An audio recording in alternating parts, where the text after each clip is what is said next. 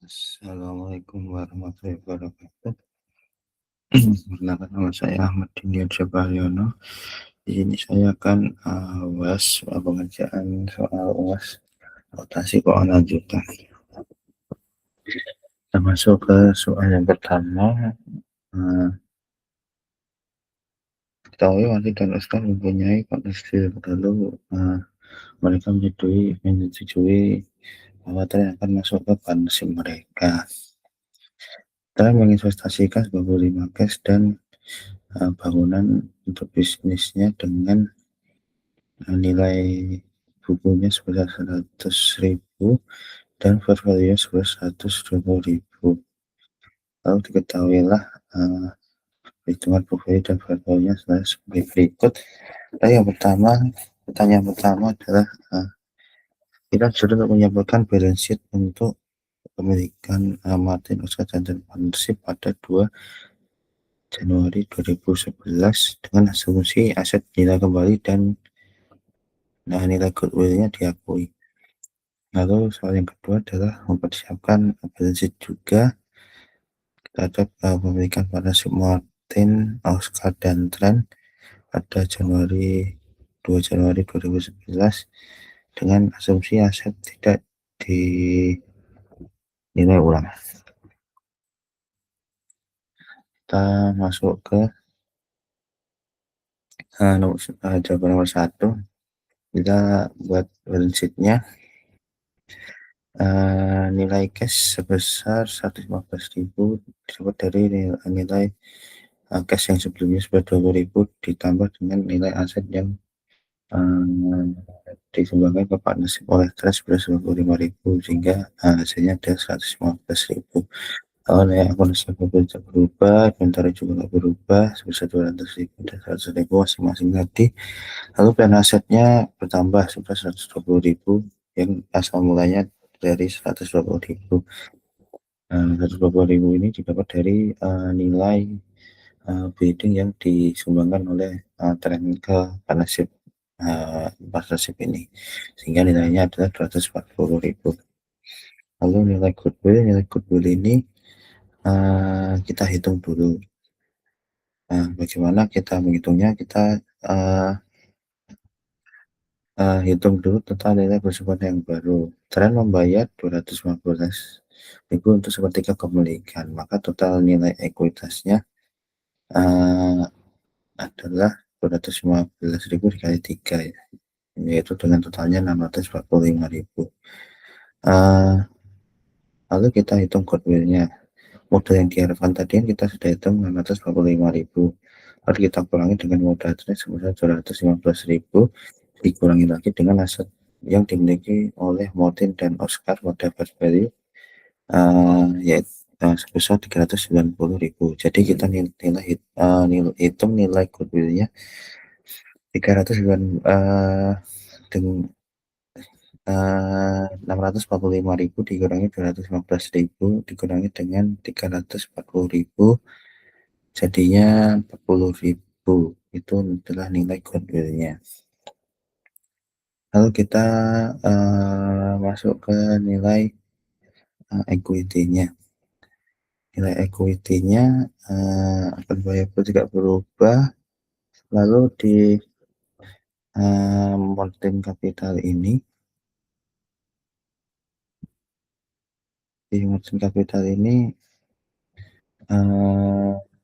nilai 225.000 ini didapat dari 120.000 ditambah 85.000 ditambah dengan 20.000. Lalu yang punya Oscar Capital 100.000 ditambah 85.000 ditambah dengan 20.000 sehingga masing-masing nilai Martin dan Oscar adalah 225.000 dan 205.000.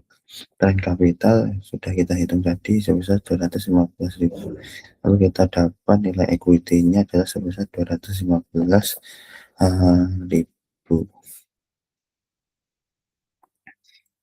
Lalu kita masuk soal yang kedua. Ya kurang lebih mungkin hampir sama, cuma ada beberapa poin. Cashnya masih sama, akun receivable masih sama, inventory juga masih sama. Plan aset kita pakai nilai yang 100.000 sehingga nilainya jadi 220.000. Jadi total asetnya itu sebesar 485.000. Lalu, kita menghitung, variabelnya masih sama. Kalau, margin capital ini kita nanti hitung, di jurnalnya nanti ada.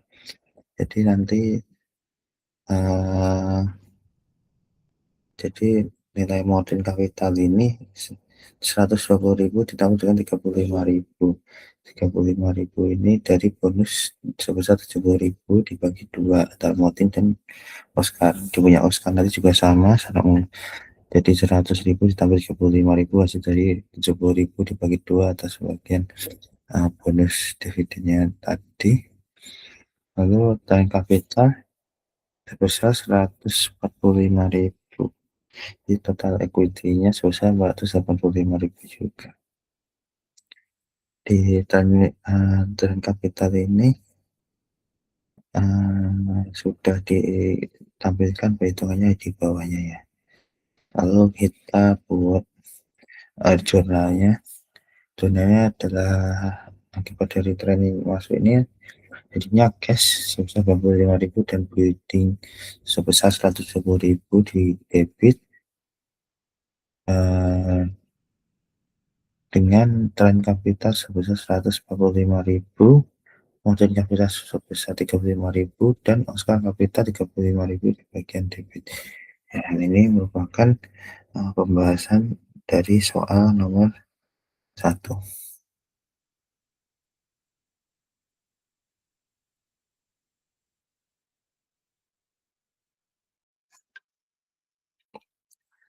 Ya, oke. Untuk selanjutnya kita masuk ke soal yang kedua, ini terkait likuidasi. Semua informasi sudah ada di soal. Kita langsung mau ke pembahasannya saja. Ya, ini disuruh untuk membuat statement of partnership likuidasi.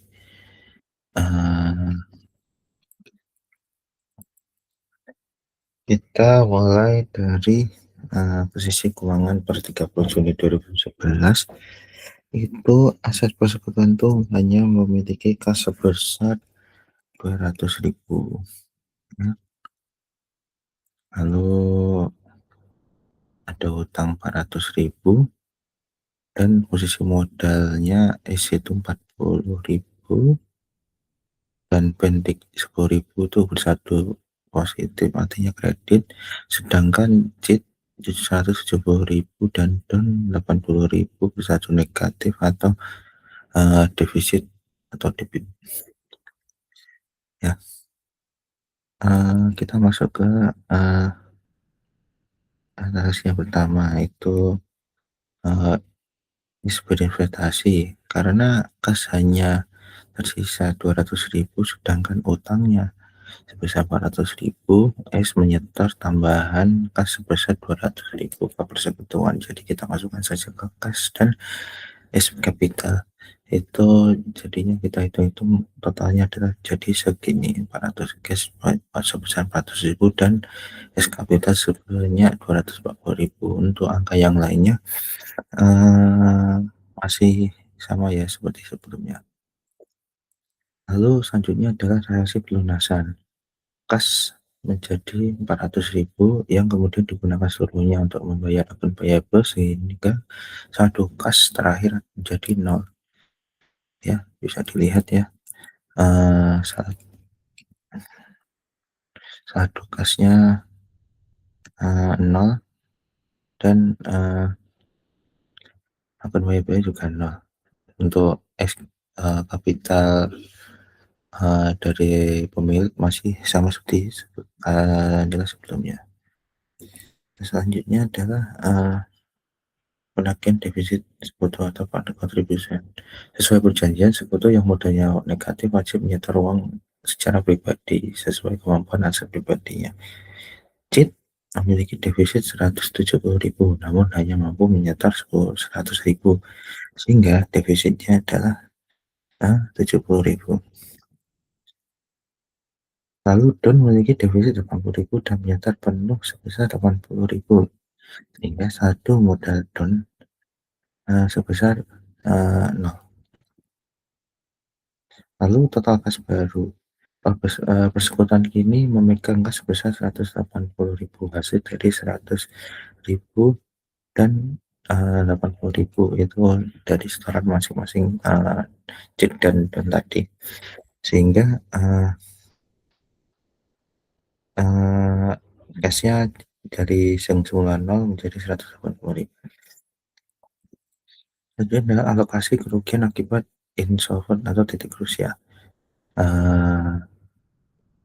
Dia tidak bisa membayar sisa 70.000, maka kerugian ini harus ditanggung oleh sekutu yang masih hidup secara finansial, yaitu S dan N.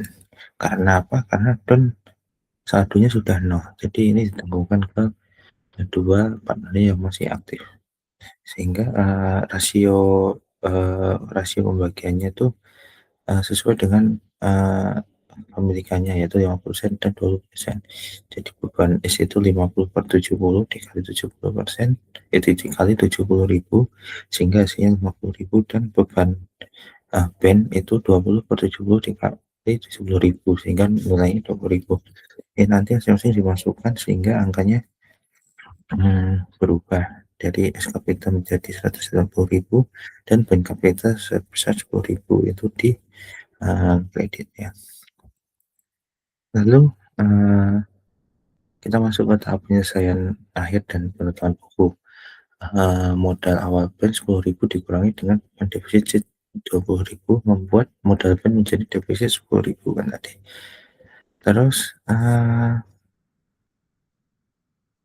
total kas yang terkumpul itu sebesar 190.000.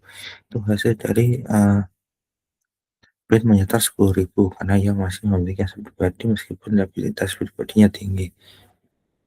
Lalu uang ini diberikan sudah kepada S yang satu modalnya akhirnya memang tepat 190.000, sehingga saldo untuk semua akun ini menjadi 0, dan inilah statement of ownership liquidation.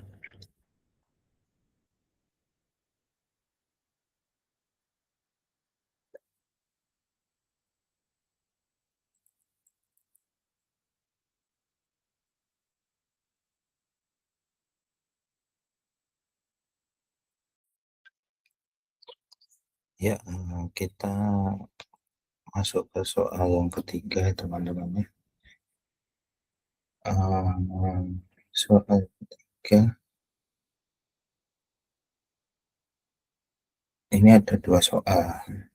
Kita masuk ke penyelesaian yang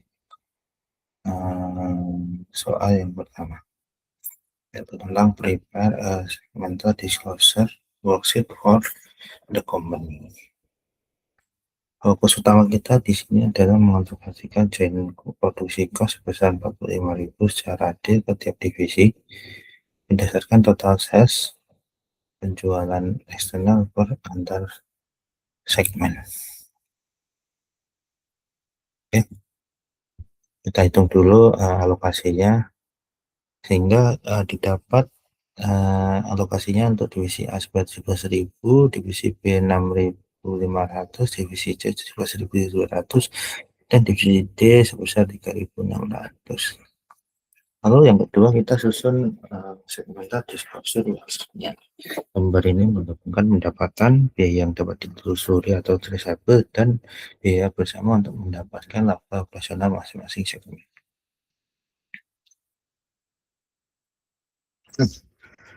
Kita masukkan angka sales to outsiders-nya masing-masing divisi, nanti yang total konsolidasinya sebesar 810.000.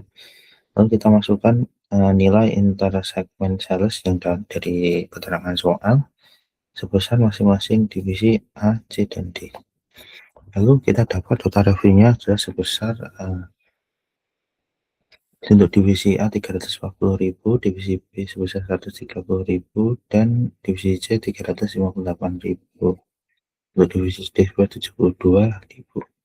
Lalu kita masukkan traceable cost-nya totalnya sebesar 707 nanti dialokasikan ke masing-masing divisi sesuai dengan yang sudah kita hitung. Lalu kita masukkan join produksi cost-nya sebesar 17.000 untuk divisi A. Ini angkanya pokoknya sama kayak yang kita hitung di atas tadi ini.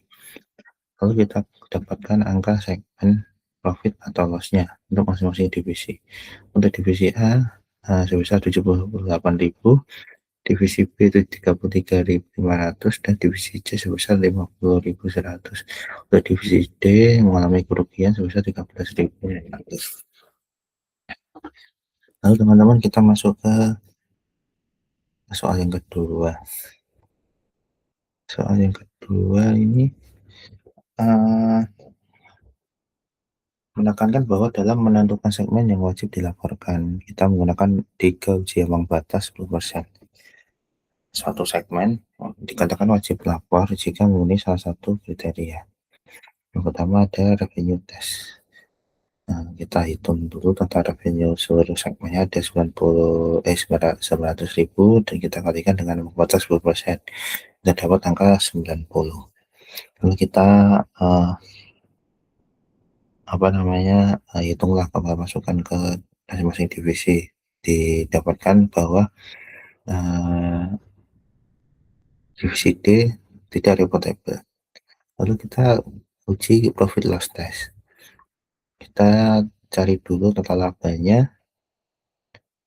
Kita dapat total laba sebesar 161.600. Total ruginya adalah 13.600. Lalu ambang batasnya adalah 10% dari 161.000, yaitu sekitar 16.160.000. Lalu kita dapatkan bahwa divisi D tidak reportable. Lalu yang ketiga adalah aset test atau uji aset. Ambang batasnya 10% dari total aset. Total asetnya sebesar 1.080.000, itu termasuk aset korporat sebesar 120.000. Jadi ambang batasnya adalah 108.000. Kalau kita ketahui bahwa divisi B dan divisi D itu tidak reportable, walaupun divisi B hanya selisih 3.000 saja, namun tidak memenuhi ambang batas yang kita tetapkan di awal tadi, yaitu 108.000. Lalu untuk kesimpulannya adalah berdasarkan ketiga uji di atas, segmen yang wajib dilaporkan secara terpisah adalah divisi A, divisi B, dan divisi C. Meskipun divisi B tidak lolos pada uji aset, ia tetap wajib dilaporkan karena sudah memenuhi ambang batas pada uji pendapatan dan uji laba. Ya, demikian untuk presentasi dari pembahasan soal. Kurang lebihnya saya mohon maaf. Wassalamualaikum warahmatullahi wabarakatuh. Sekian, saya Ahmad Dini Arsaprayono.